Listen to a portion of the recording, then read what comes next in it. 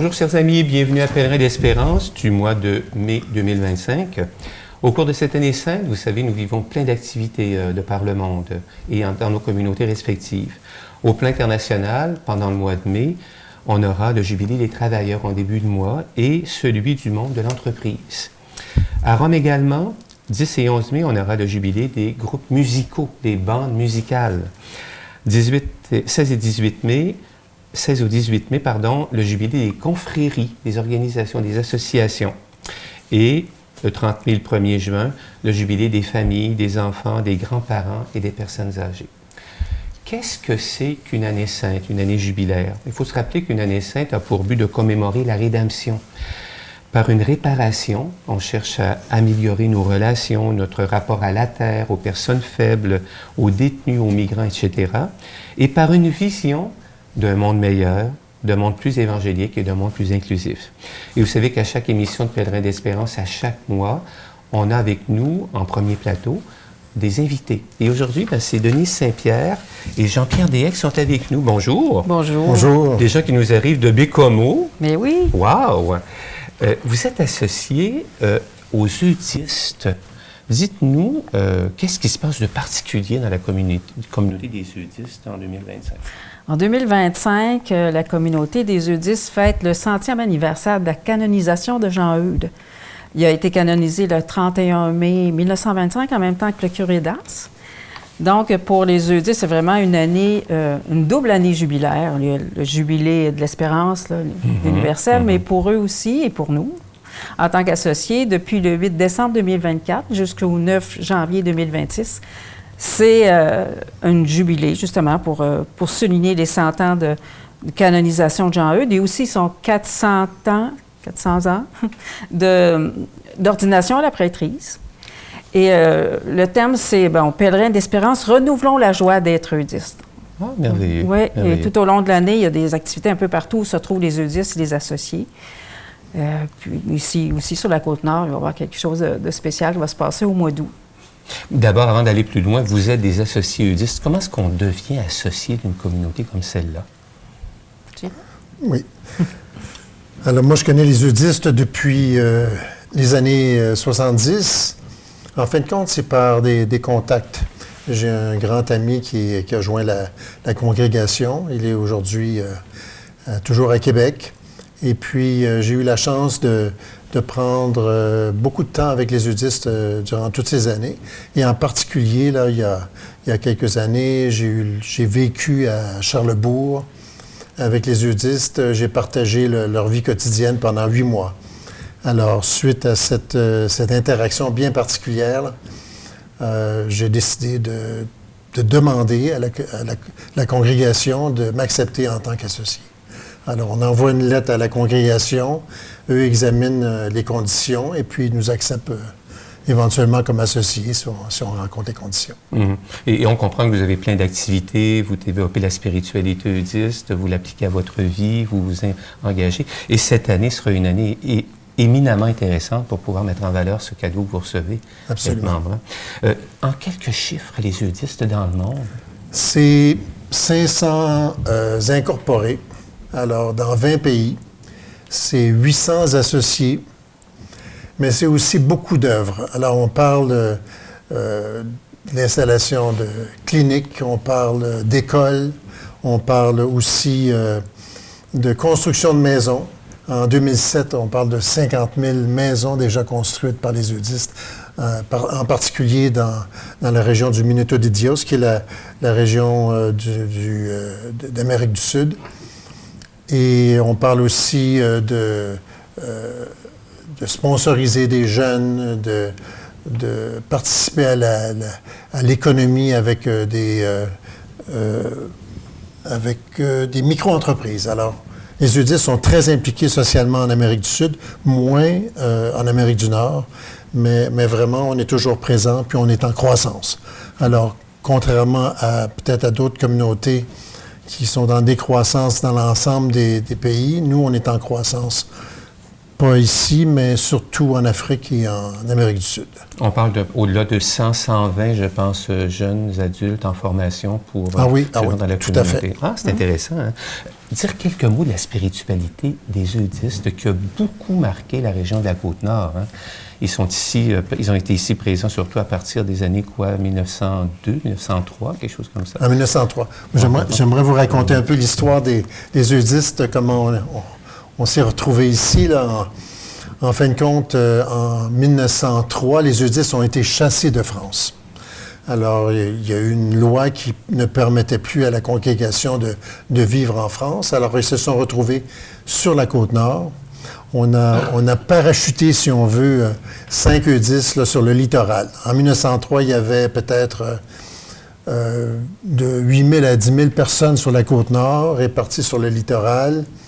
On était vraiment dans la survie, là. Pas d'école, pas d'infrastructure, pas d'hôpitaux, pas de services gouvernementaux. Alors, les eudistes ont joué un rôle bien particulier sur la Côte-Nord parce qu'ils ont créé la Côte-Nord. Sur les paroisses qui existent aujourd'hui, là, qui sont peut-être autour de 40, là, il y en a 27 qui ont été fondées par les eudistes. Les eudistes ont aussi été très présents socialement. Alors, ils ont d'abord communiqué avec les Autochtones, ils sont entrés en relation avec les Autochtones, ils ont créé un premier dictionnaire, ils ont aussi créé une économie là, de proximité. Ils ont négocié avec le gouvernement même les droits des Autochtones. Par la suite, quand les entreprises sont arrivées comme dans les pâtes et papiers, alors, les eudistes ont été très actifs, en particulier Monseigneur Alexandre Labrie, ça c'est beaucoup plus tard, qui a défendu le droit des travailleurs.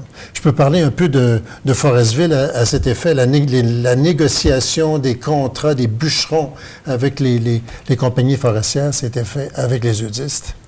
Alors, la défense des droits, c'était vraiment quelque chose d'important. Les eudistes aussi ont été actifs au niveau de l'environnement. Monseigneur Labrie, c'était un grand défenseur de l'environnement. Il croyait que la forêt, c'était un endroit où on habitait. C'était pas une ressource à épuiser.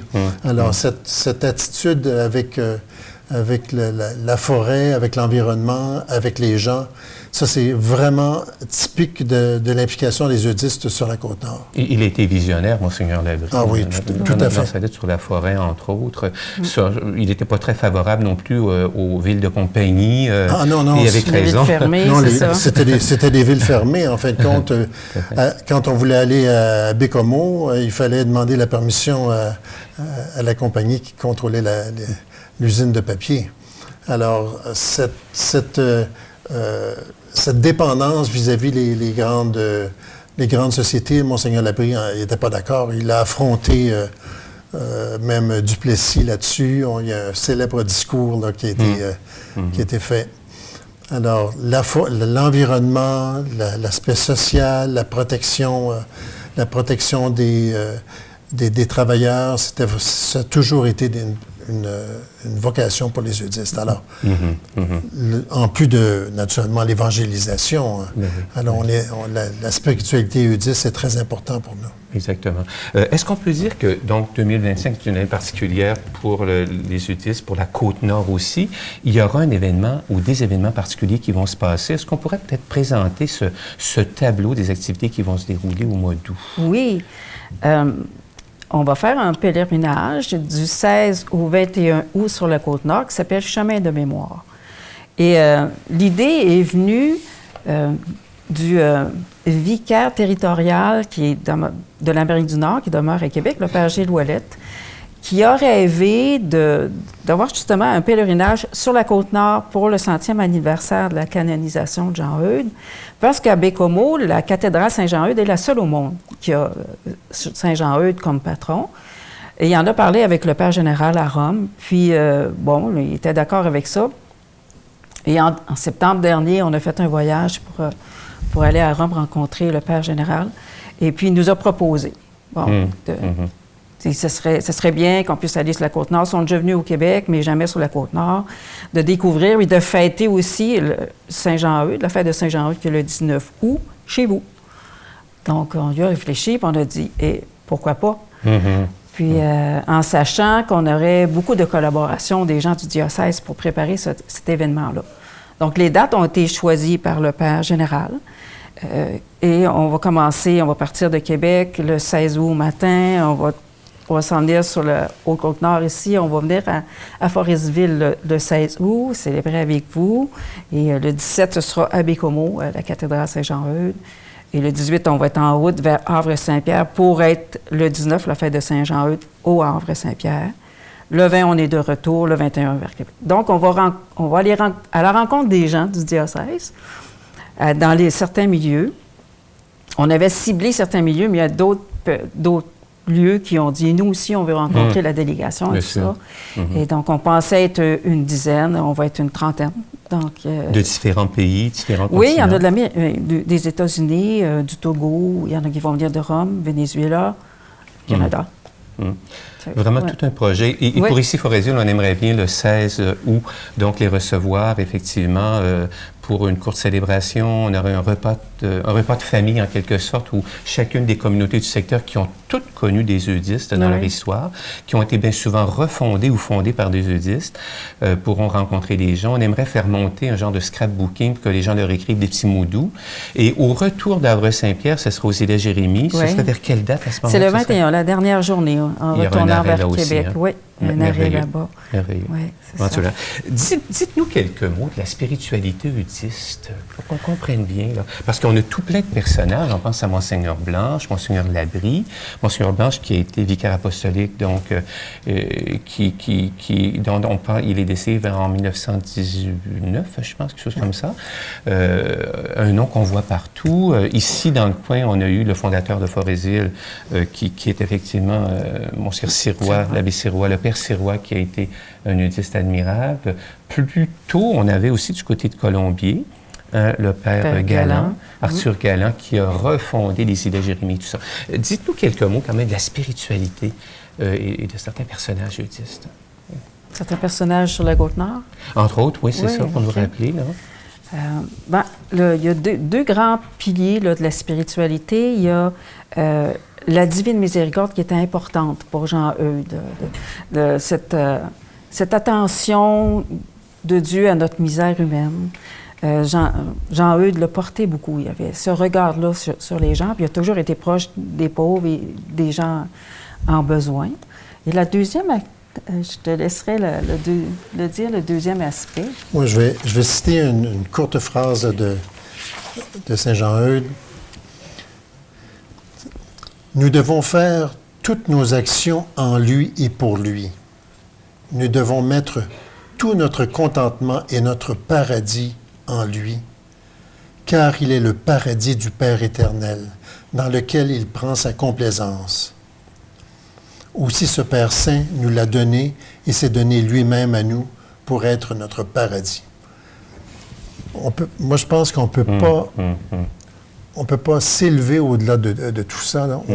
Il faut prendre nos lunettes. Nos lunettes d'eudistes, c'est des lunettes de paradis. Il faut vivre, pour les eudistes, il faut vivre comme le Christ, avec ce regard vers les autres très particulier, et puis ce bonheur qui doit nous habiter constamment. Le temps file, hein? Denise et Jean-Pierre, merci mille fois de vous être déplacés pour venir nous rencontrer en studio. Et on dit à notre population de se préparer pour le mois d'août 2025. On aura de la belle visite ici. Il sera possible de rencontrer des eudistes qui sont portés par le même esprit que ceux qui ont fondé ou refondé la Côte-Nord. Et puis, on va s'en reparler pour que la population y soit présente et très active. Alors, merci beaucoup. Un grand plaisir. Au revoir. Au revoir. Au revoir. Alors, bonjour, chers amis. Nous poursuivons notre émission Pèlerin d'Espérance de mai 2025 avec, comme on en a l'habitude, notre rencontre mensuelle avec les responsables de chaque champ pastoral en paroisse. Alors, bienvenue, mesdames. Bonjour. Bonjour. Merci. On a survécu à Pâques. Oui. On est dans le temps pascal qui se poursuit. On va regarder ensemble, donc, nos différents chants pastoraux, Berthe, en prière et liturgie. Qu'est-ce qui se passe de beau en mai? En mai, premièrement, c'est le mois de consacrer à Marie. Le mois de mai, c'est le mois de Marie. Puis ensuite, on commence d'abord le 2 mai, c'est le premier vendredi du mois, comme à chaque mois.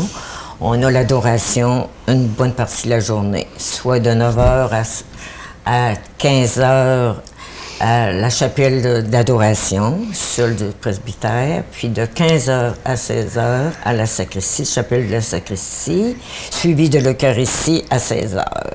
Ensuite, le 4 mai, c'est le 3e dimanche du temps pascal. À 11h, on a la célébration. Le 11 mai, à 11h, c'est le 4e dimanche de Pâques. C'est consacré au bon pasteur. À cette occasion, c'est la prière, la journée de prière pour les vocations. Puis ensuite, vu que c'est le 3e dimanche de mai, c'est toujours la fête des mères. À cette occasion, les Chevaliers de Colomb offrent une fleur à toutes nos mamans présentes à la célébration. Le 18 mai, c'est le 5e dimanche de Pâques. À cette occasion, on fait la fête des couples de nos jubilaires. Tous nos jubilaires qui sont unis par lien sacré du mariage vont faire le renouvellement de leurs promesses. Même si ce n'est pas aux 5 ans, là, même si c'est en cours d'année, non? Peu importe, c'est ça, leur union, le nombre d'années. Puis à la fin, on va leur servir un vin d'honneur. Le 25 mai, c'est le 6e dimanche de Pâques, c'est la journée diocésaine des jeunes. Puis à ce moment-là, on fait la collecte des œuvres pour le pape, pontificale pour le pape. De 8h à 13h, c'est notre brunch mensuel, le brunch de la fabrique. Comme tous les derniers dimanches. À la salle Horizon, au sol de l'église. Puis le 28 mai, c'est l'ordination épiscopale de notre nouvel évêque, Monseigneur Pierre Charland, à 15h à la cathédrale de Bécomo. Mercredi 28 mai. Mercredi 28 mai.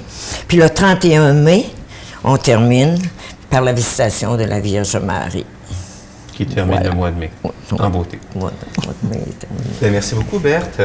Linda, en formation à la vie chrétienne, bonjour. Qu'est-ce qu'on a de neuf?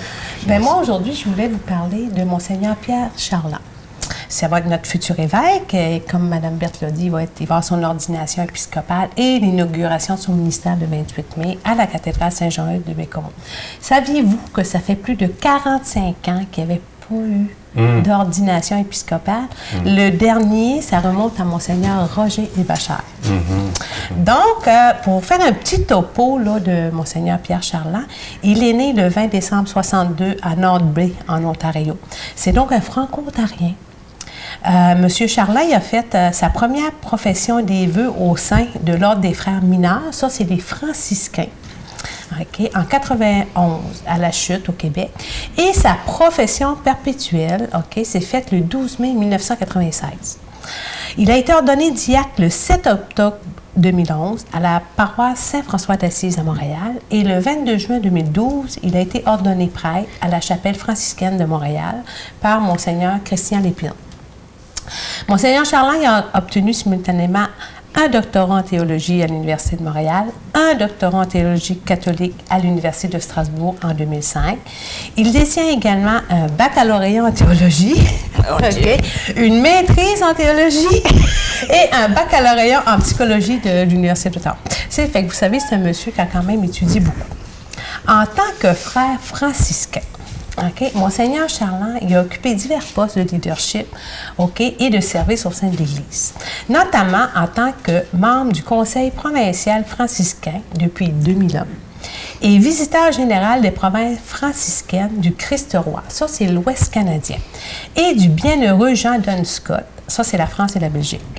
De 2012 à 2017, il a été curé de la paroisse Saint-François d'Assise à Montréal. En 2017, il a été élu ministre provincial de la province franciscaine Saint-Joseph. Ça, c'est l'Est du Canada. En 2018, il a été nommé premier ministre provincial de la nouvelle province du Saint-Esprit au Canada et il a été reconduit dans cette fonction en 2022. Il est membre du conseil d'administration du service intercommunautaire d'animation franciscaine depuis 2018. Il est également membre du comité exécutif de la Conférence religieuse canadienne depuis 2018 et il en est le vice-président depuis 2023. Tout un CV. Tout un CV, toute une feuille de route, moi, tout à fait. Ouais. Il est compétent. Hein? Et si tu me permets, il faudrait dire qu'au plan historique, un petit clin d'œil, il y a 400 ans, les premiers missionnaires qui sont venus sur la Côte-Nord étaient des Récollets. Ah, vas-y donc. Donc, il y a une boucle qui se fait, là.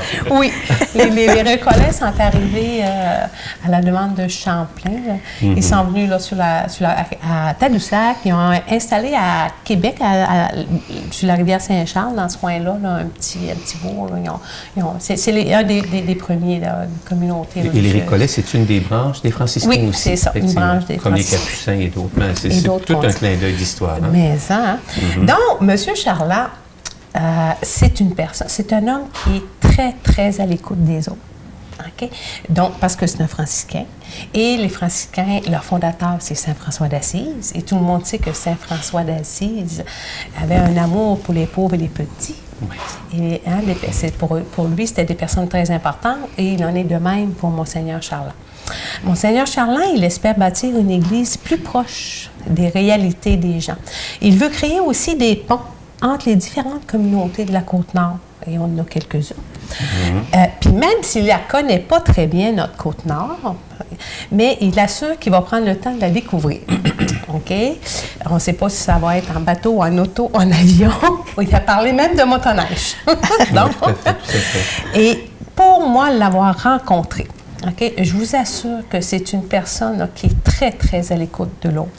Et il est facile d'approche. Il a un beau sourire. Là. C'est de toute beauté. Il y en a qui l'appellent déjà Monseigneur Charmant. Oui. Hein? Oui, effectivement. Fait que c'est ça, là, c'est un topo là, un peu là, de notre futur évêque. Bien, merci beaucoup. Très chanceux. Merci, Linda. Ça Merci. nous donne le goût en même temps de le connaître davantage, de le rencontrer. Il a déjà fait une tournée là, de différents lieux comme Bécomo, Sept-Îles, Havre-Saint-Pierre également. Oui. Il s'attendait à avoir peut-être, je ne sais pas, 15-20 personnes. La salle était pleine à chaque fois. Oui. Et quand il m'a dit ça, là, du côté de Bécomo, j'ai dit, ben, c'est ça la Côte-Nord, Monseigneur. Les gens sont faciles d'approche. Oui. Et ils aiment leur évêque et c'est important pour eux. Et les communautés diverses étaient représentées. Des Autochtones étaient présents, des anglophones, des francophones. Merveilleux. Claire, du côté de la solidarité et du partage, qu'est-ce qu'on Oui, aurait alors au mois de mai 2025, il va y avoir la politique MADA. M, ça veut dire municipalité, A, aidant, D, des, puis A, des aînés. Alors, une politique municipalité aidant les aînés. Alors, nous allons reprendre et restructurer la politique MADA parce qu'elle avait déjà été au début, avant la COVID, là, puis ça avait arrêté. Alors, là, il faut attendre que la ville de Forestville ait un agent de développement parce qu'il y a des mises en candidature, mais il n'y a personne pour le moment. Puis, nous nous orienterons dans une nouvelle direction septembre-octobre. Premièrement, revoir la structure. Deuxièmement, réviser pour y apporter de l'amélioration en raison des nouveautés par rapport aux personnes aînées. Alors ça, pour MADA, c'est ça. Maintenant, je vais vous lire le rapport annuel de la soupe populaire. Claire Gagné l'a préparé, là. Alors, pour Solidarité et Partage, l'année en cours 2024-2025 aura été fructueuse et a concrétisé que ce projet innovateur de la soupe populaire avait et tenait une grande place dans notre communauté. Lors de notre dernière rencontre avec tout le comité, le 16 avril 2025, nous avons fait un bilan plus que positif en faisant un retour sur le besoin et la nécessité quant à la continuation. Alors, par l'implication et l'intérêt, des organismes approchés, il a été convenu que nous reprendrons avec bonheur ce projet qui nous enchante énormément. Un calendrier sera déterminé lors de notre rencontre en août 2025, avec le même principe d'un mardi par mois pour un dîner et un dimanche par mois pour un souper. Voici un petit résumé sur cette année. Ce sont 91 bénévoles qui se sont impliqués, 589 personnes servies et des coûts respectés par les dons recueillis lors de ces activités communautaires et collectives. C'est une réussite sur toute la ligne et nous sommes présentement en réflexion afin de s'assurer de pouvoir procurer une aide financière, bien que nous n'ayons pas de fonds de roulement et que ce sont des dons qui nous soutiennent à réaliser les repas à servir. Donc, le tout est en discussion à la recherche d'un financement autre pour nous assister. Alors, l'aide financière, ça serait pour les locaux. Pour des dommages. Parce que les locaux sont gratuits. C'est pour ça l'aide financière qui a marqué. D'accord, d'accord. Alors, c'est ça. Bien, merci beaucoup, Claire. Ça a été encore une année particulière dans ce beau projet qui a commencé à être mis sur pied à la fin de l'année 2023. Alors, c'est encore tout récent, mais le projet déjà porte des fruits. Ouais, bien, ça promet pour le mois de mai. Hein? Alors, pour nous, mesdames, c'était notre dernière émission de l'année 2024-2025. Avez-vous aimé? Hein? Oui. C'est toute une expérience. Des préparatifs, hein, c'est ça. Claire qui prête sa voix à une autre Claire. Hein? Oui. Alors, merci d'avoir été là. Merci beaucoup. Donc, c'est un dernier rendez-vous pour cette année 2024-2025 à Pèlerin d'Espérance. Souvenons-nous, comme nous le rappelle le logo de l'année sainte, que l'année de l'espérance veut nous aider à nous ancrer dans l'espérance et en même temps nous donner un élan d'avenir qui nous porte à travers le mystère pascal de Jésus à devenir ses témoins pour communiquer, partager l'espérance autour de nous. Alors, merci d'avoir été là. On vous souhaite à tous une bonne période estivale. Au plaisir.